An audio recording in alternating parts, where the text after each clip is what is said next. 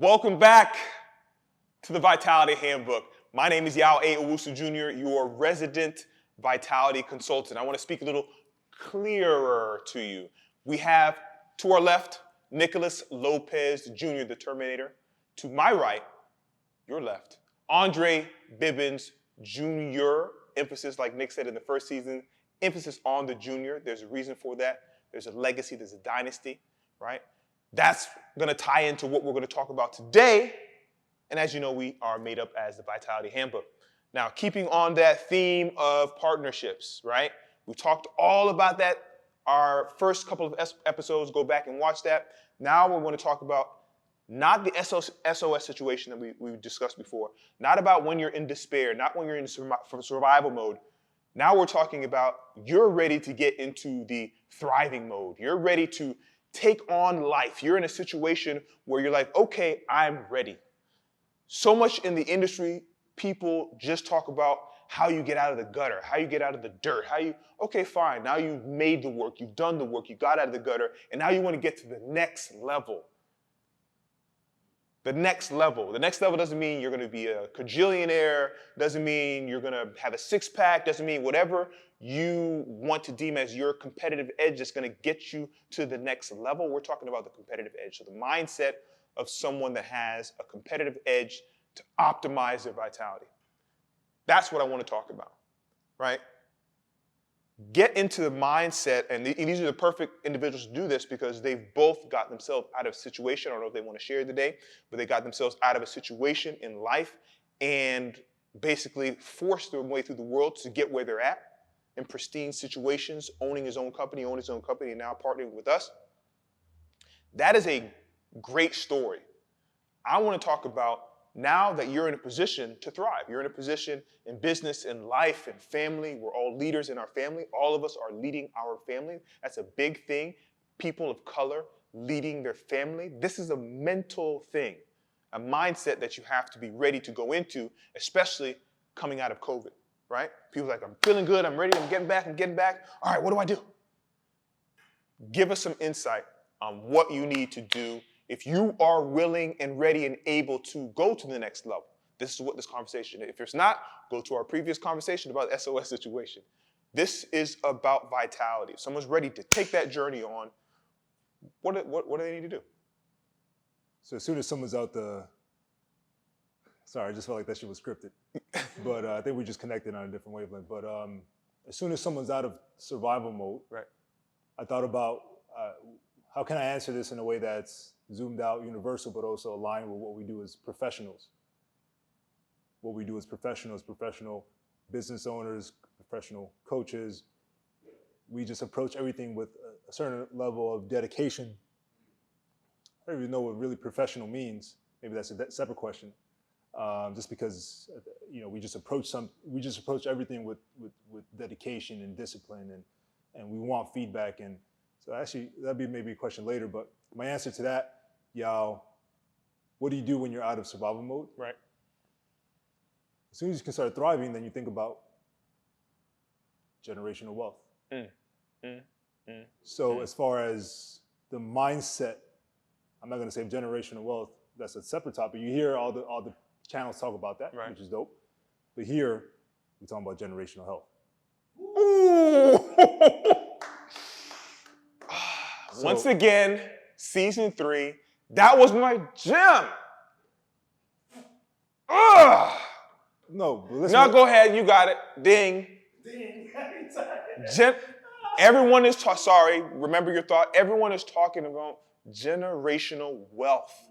Health, H, is going to oversee everything because you can't get wealth, you can't generate wealth if you're not in thriving mode. And if you're in survival mode, you can't be in thriving mode. So, speak on that, my brother. So that's what sparked it. That's what sparked it was when you said, our perspectives as 3 people of color, right, doing what we're doing. Right. I said, okay, what can be said to resonate with that audience? Because in some cases, I have 2 thoughts, but in some cases, it is a survival environment that they're coming up in. Right. Whether it's food deserts, when we talk about health specifically, whether it's food deserts, whether it's lack of emotional health, whether there's lack of access to each of those pillars. There's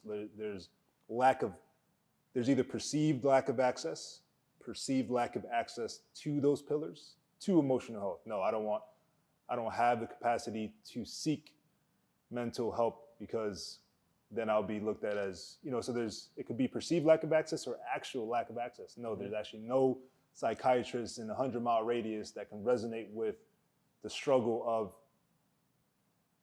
the systematic challenges and still want to persevere and all that. So the perspective is, when I heard that, that's what sparked that. That's what triggered that universal thought, which was find the value in generational health, even in that mode, because technically the struggle is not supposed to stop. Like I was having a conversation earlier with somebody, whatever the standards are, like I don't know how you guys feel about it. I actually asked you this, how you guys feel about this statement, but whatever the standards are, remember I'm asking this because I said it's very important to, and once you're out of that survival mode, now double down on generational things, in this case, generational health. And why? Because of this, right? Because the standards that are out there, okay, you guys let me know on this statement. We have to do double that. We gotta do double that, which is not a bad thing, it's just, it is what it is. We have to do double that. Give me one reason why we have to do double that. Go on a micro level. Give me one reason why we have to double that. You can go deep society level. You can go deep black man leader level. You can go, we don't see them out there, so we have to work even harder to go with it. Give me one example. Because there's more of us. Because there's more of us. If I really think about it, because there's more of us. Like I thought about all the shit people say, but at the end of the day, you hear, we are the majority. There is more of us. So there's more people to have to empower. There's more people to have to pull up to the next level. So I get all that talk about, what people normally say about this, which I respect. But out of that perspective, now it's really at the end of the day, is because there's more of us. So you got to go harder. The path you create is not a single, the highway you create is not a single lane highway. So it's a 10-lane highway. There's more people that are trying to get to that next level. No, you have to create the lane for not only yourself, but for multiple people. Like I see. You have more people to help. Yes. You have more people to help. There's more people to help. Okay, so now I'm getting if we put in these positions, if we put in these positions, I get all that talk about, well, because there's a head start, blah, blah, blah. I've heard those things, but because at the end of the day, it's like, now we have a lot of people to help to create the lane for. Because you're the first in some instances. You might be the first. You might be the first in your family to go get a tertiary education, all right, for all you not nerds out there. So past just your undergraduate degree, right? Or master's, doctor, or high school, or even anything. You might be the first one to go to med school. My wife's the first one to go to medical school. But so these are pressures that now you're the leader. So all the whole family, and in our culture, that's the thing. It's like, if one of us makes it out, you got to come back and help. You got to come back and help. So the question again is, what do you think about that statement as far as there's a standard, but we at the minimum have to always, that was my thought. I'm curious to hear your thought as men of color. Joe, you want to go? I'm just kind of, so when you say more to help, just to give a breakdown more, so in the minority household, whatever you want, whatever, I don't know, the word nowadays, whatever it is, right? So in those households, remember, soon as, if you hear the stories, and there's multiple stories from years back all the way up until now, and when you say more to help, you're the first in your generation, right? When that little boy or little girl or, either had to drop out. It's some instances, some kids drop out in middle school. You'd be surprised that then they have to help their mother. They have to help their father. They have to help their grandmother. They have to help their sister. They have to help their cousins. They have to help, and pay the bills, right? You might graduate from high school. As soon as you're out of high school, oh, I had to get a regular job. I couldn't do it. Like I had to help my family, my sisters, my brothers, whoever was in your family or in your household, right? The youngest person you know as you're coming up is like, man, I gotta help everybody. That's funny that it's crazy how you said that. That's on our mind versus, in other worlds, they don't have to worry about any of that stuff. They don't have any of that world on their shoulders like that. That's a world on your shoulders. Responsibility. That's a world of knowing that, like, damn, like I can't go here and, we can't be a regular college student. We can't be a regular high school student in most households, right? So it's rare, and I think that even, I don't want to say that, but even. No, I'm gonna leave that top. I could go there, but I'm gonna leave that alone. But that's basically it. So it's all, we're. It is what it is, and it's funny that you say that. We are the majority, but when you break it down, you really look at the household. Like even the sister, I'm saying the brother, but even the sister, right? Sisters I got to take care of my little brother. I have to take care of my mother. I have to take care of this. It's never like, oh, I got my money. Damn, I just got my paycheck. I can go buy some sneakers. Mom, you got to give your mother, you got responsibilities at a young age.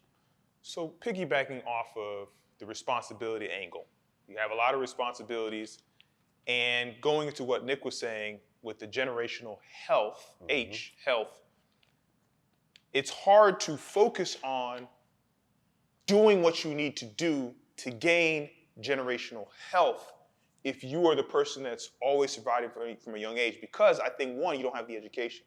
So you don't know how to eat. You don't know how to lead your family at that young age to take them out of dis-ease or distress, right? So now that you're older, let's take that person, that younger person from that situation. Now that person is older and they're ready to thrive. So bringing it back to what we were talking about. Now they're ready to thrive. Now you're ready to create that generational health. What is it that we need to do if we're going to focus and take that lens of trying to push generational health? What would we focus on, right? We're trying to push generational health. I'm the first person in my family to eat a vegetable. I'm not.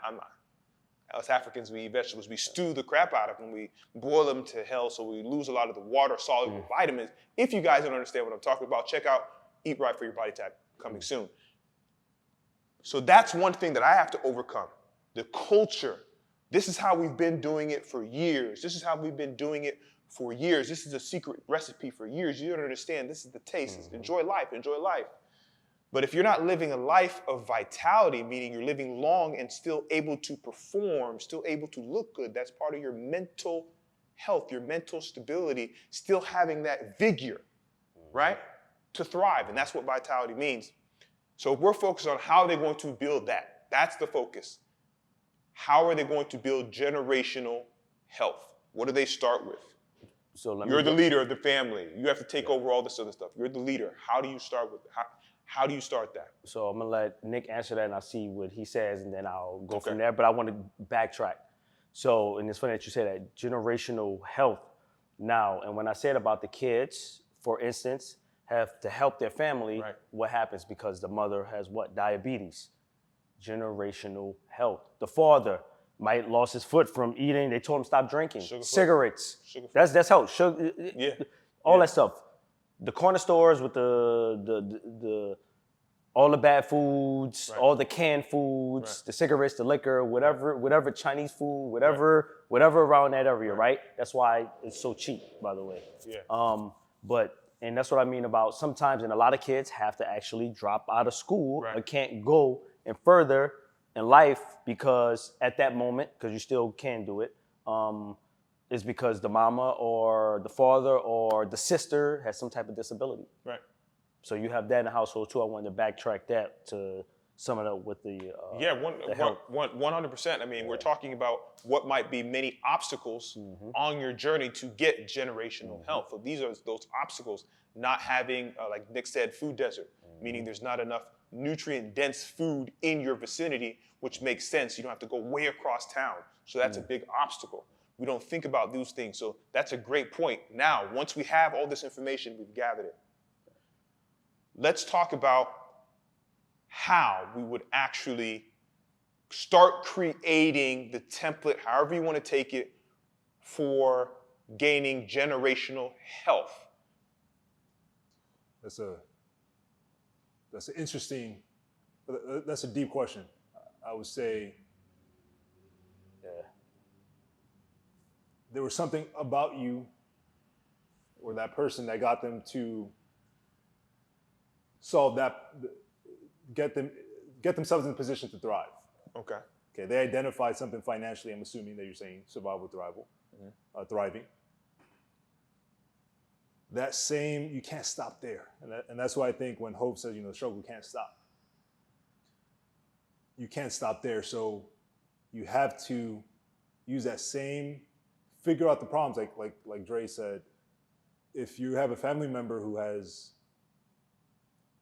you can get deep. I mean, who's diabetes, emotionally unstable, depressed, bipolar, just toxic, emotionally unstable, mental disease, or diabetes. Identify the problems, and then that's how you decide where to make your next investment to build generational health.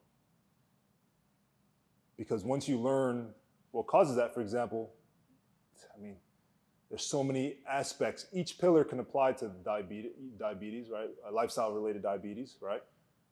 Which is that, type 1 or 2? Type 2. Type 2, yeah, type 2. I actually have, but Type 2. This is a conversation. Type 1. This is a conversation. So type 2 diabetes. My wife would kill me if I got that wrong. Type 2 diabetes is lifestyle-related. So you identify the problem and figure out, okay, do you want to address this with exercise in yourself? And invest time and energy into, okay, now learning about exercise for prevention.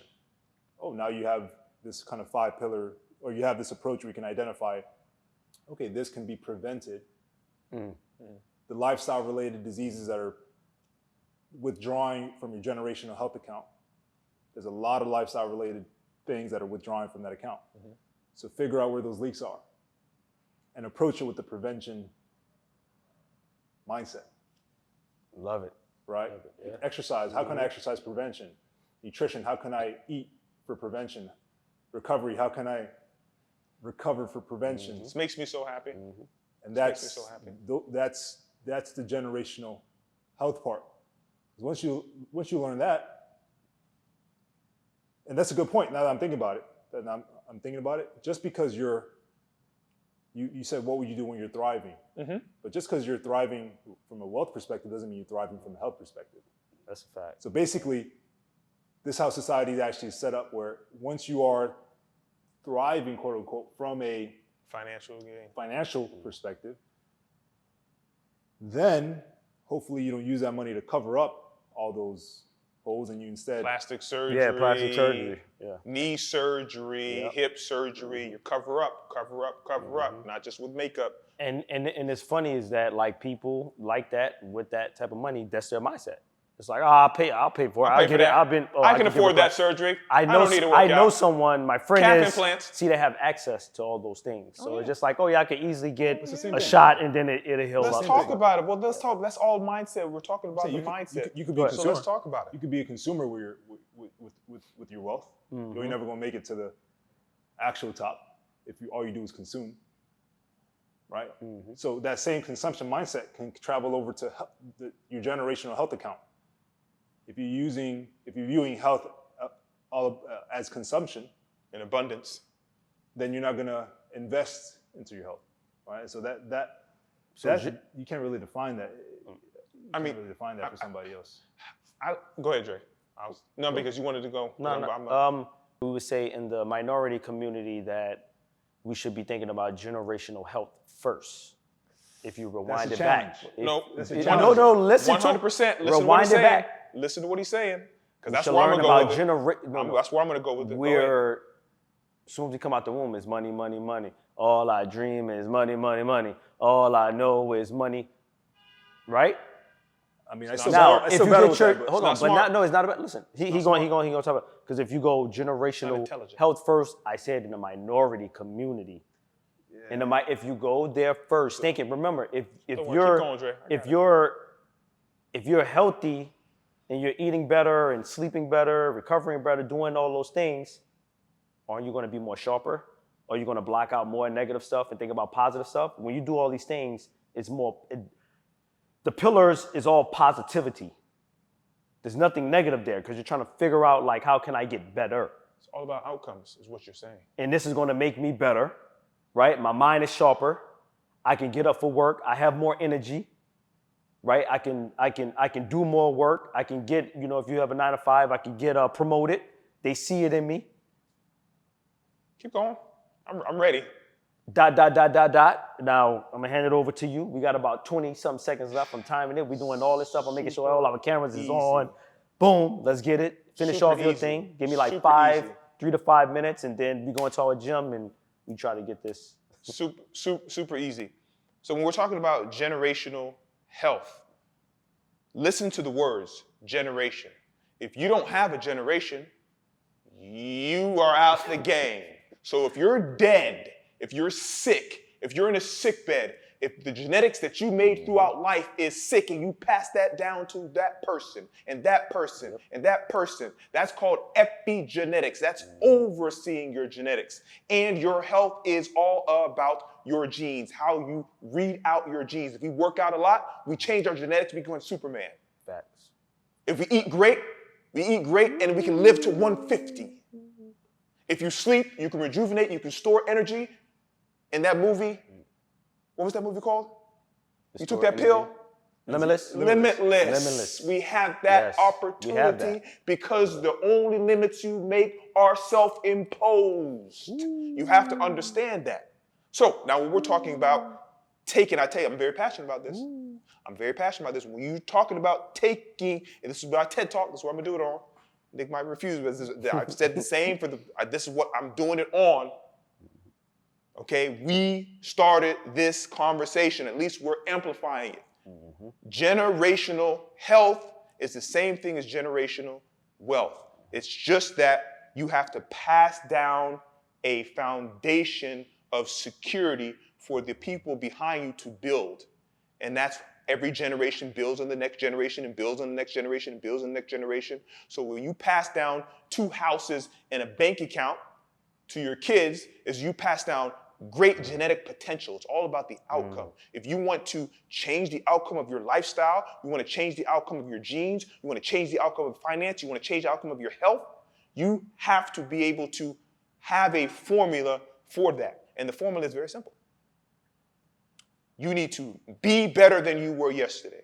And that generation needs to be better than they were yesterday. And you continue to be better. You continue to learn more about nutrition, learn more about sleep, learn more about mental health, learn more about exercise, learn more about recovery. And when you do that, you have an exercise library, recovery library, nutritional library in your generation. This is what my dad did for me. Now, I'm spoiled. I'm lucky. I'm privileged. I had a dad and a mom. My dad was a scholar, and he passed down this wealth of knowledge, right? And I developed my health of knowledge. Now, with that, this is what we're talking about. That's the only way you're going to build generational health is, one, if you have a generation, you got to make babies. You got to make healthy babies. You got to make sure they're stable, emotionally stable babies. You have to make sure that those babies become young women and young men, and then adulthood. And then they do the same thing. And they have the mindset of building families. Yep. If you want generational health, you have to have a family. That's the generation. And if you're not there teaching your kids what to eat, how to eat, when to eat, and if you don't have the knowledge of teaching your kids, this is what we're talking about. Listen up, wake up. The Vitality Handbook, we've been saying this for 2 seasons. We're on the 3rd season. The reason why I'm going off, because someone needs to hear this, you need to wake up. And the only way you're going to build health for the next generation is, 1, self-sovereignty. Control yourself, control your emotions, control your mindset. control your nutrition, then you pass that on. You're the leader. Pass it on to your wife. Pass it on to your girlfriend. Pass it on to your grandma. Pass it on to this. Pass it on to your kid. Pass it on to your little community, and then bigger community, and bigger community. And that's how you get generational wealth. Dr. Claude Anderson, check that out. Build community first. If you own everything, you will have generations of wealth. Now, if you own your own body, you own your own health, you own it, you know I can get in shape, I can do calisthenics, I'm an SOS situation, you know I can eat like this and I can manipulate my genetics to where I don't get sick. That's how you do it.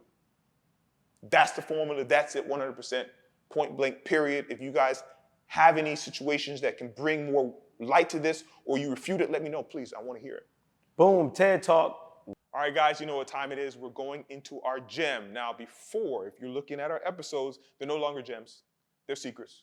They're top secrets that we're giving you to optimize your vitality. So, Nicholas, I need that secret, and I need it now, and I need it to, for those people, the general pop, because that's who we're really servicing, right? We charge what we charge, and we are in Gramercy and all that type of stuff, but we really are doing it for the community. Right? So I want the gems, especially this season, we do it every season, especially this season, to go for the community, the general population out there, right? They want to get to the next level. They want generational health. Gym time. This is our mindset. So I would ask yourself if your mind is a generator. Is it a generator? What is it generating? We spoke about generational health. What is your mind generating? Like take ownership of that, right? Discover that. What does that mean? What does that mean? What is your mind generating? I like that. So what does your mind generate? Bibbins. Gym time. I mean, you know, I'm going off of like conversation and stuff like that. I would say the learning and, you know, being the first in your family to be a generation of health, wealth, et cetera, whatever it is, right? It all go together. I would say, because there's 100 things, like I see so many ways. Give me one. But I'm gonna go with, you know, definitions, you know, just be resilient and be persistent at trying to be the first, right? Or trying to be the first, change your family lifestyle, your lifestyle. You know, if you have a sick, you know, mother, father, cousin, uncle, whatever, you know, be persistent, you know, and resilient and trying to learn what you can do to actually make them better and get them off of, I want to say meds, you know, some cases you have to take it, but you know, go to the, I'll say go to the doctors with your mother, find out what it is, get the information and learn about it. You know, and just learn, dig, and make sure you stay on top of, you know, that family member. You know, check up on them. You know, I would say emotional health too as well. You know, someone that's sick, you know, in times of need, you know, and then when it's in times of need, people think it's always related to money, you know, but it could be just a conversation, you know. Conversation can change someone's day, someone's life, literally could just click. I don't know where I'm going with this, but, you know, it all boils to like, I'm going generational health, meaning mindset. You know, obviously we're talking about all the other things, but oh damn, we are on mindset. Shit, damn, this conversation was crazy. This conversation was crazy because it went so many ways. Now, is that let me just, I don't know where I'm at. I lost, but just be resilient, be persistent, and trying to build generational wealth, health. But we're talking about generational health here right now. You know, generational health. The healthier you are, the more you can do. Right. So, but yeah. I mean, I love that. Even when we go on tangents, we still stay on brand. We have to understand that when we're talking about the mindset pillar, anything that has to do with the mind goes. And we're talking about generational health, your mindset has to play a huge role. We talked about a lot, emotional intelligence. If you pass down a loser mentality, yes, I said it, not someone that loses, because we're going to take losses. But a loser mentality stays down and doesn't keep going. If you want to build anything, especially for generations, you have to build your mindset. I'm the leader. I'm going to do it. My auntie doesn't want to do it. My brother doesn't want to do it. My brother doesn't want to. No. I'm the leader. I'm going to show you what to do. Watch me. Ha, ha. It doesn't have to be a man. You can be a woman. Ha, ha. Anybody. Watch me. I'm going to be the leader. And I will show you. Then once you see, I will come to you and show you the results. Everyone likes receipts. You've done this, this, and this, and this, and this for a year. The desired outcome was to get this. It didn't work. Are you going to continue to do that? Or are you going to listen to me as a professional? And if you're not a professional and you're just showing them the lead, are you going to listen to me with all the research that I did online? If that's the only subject you can, you don't have a professional. I've looked online for mindset training and this is training. You have this at your disposal. You have to woman up, man up, child up, grandma up, auntie up, entrepreneur up, grave digger up, waitress up, CEO up, NFL star up, actor up, regular person up.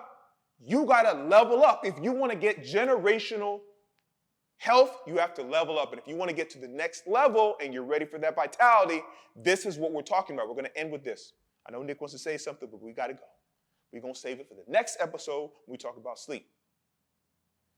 If you want to level up and you're ready for vitality, please turn your sound up and listen to me. If you want to build generational health, you have to understand it's not about the wealth. When you dig deeper, you will soon see. If you want to be better than you got to be better than me. So you have to understand, you are only on this earth to be the best person you can possibly be.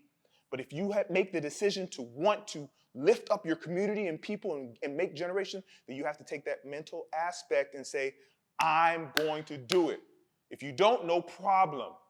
Just don't be an obstacle for the person, the leader in your family that wants to take that step. Crabs in a bucket. If you see a leader out there, just give me one more minute. If you see a leader out there or hero out there, don't be a hater. Appreciate, take notes. They're doing it. You're not. Let me help. What can I do? Let me join your team. Subscribe. Comment. Don't sit and just watch. You see what we're doing. I don't like to get in this mode, but you have to understand. We're telling you as leaders what we're doing. If you want to be a leader, if you want to be vital, if you want generational health, even or wealth, you got to be a leader, and leaders got to partner. And partners have to thrive. Everyone on the team, you see how we look good. Because we know that we're going to look after our people for generations. We're setting up businesses. We're setting up LLCs. We're setting up nonprofits, 501Cs. I'm running it. Get off me. Listen, we love you out there. Please like, comment, subscribe, share.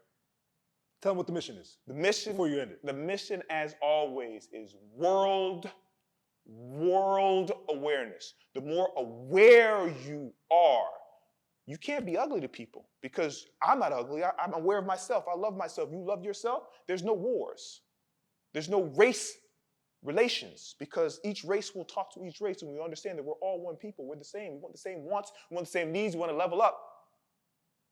So the mission always with the Vitality Handbook is we want awareness for everyone in this world to understand what their needs, what their wants are, and where their desired outcomes want to go. As always, my name is Yao. It was a Jr. It went off. This is Vitality Handbook. We have Nicholas Lopez Jr. and Andre Bibbins Jr. Please check us out every week. We're here. We out here. Season 3. Let's go.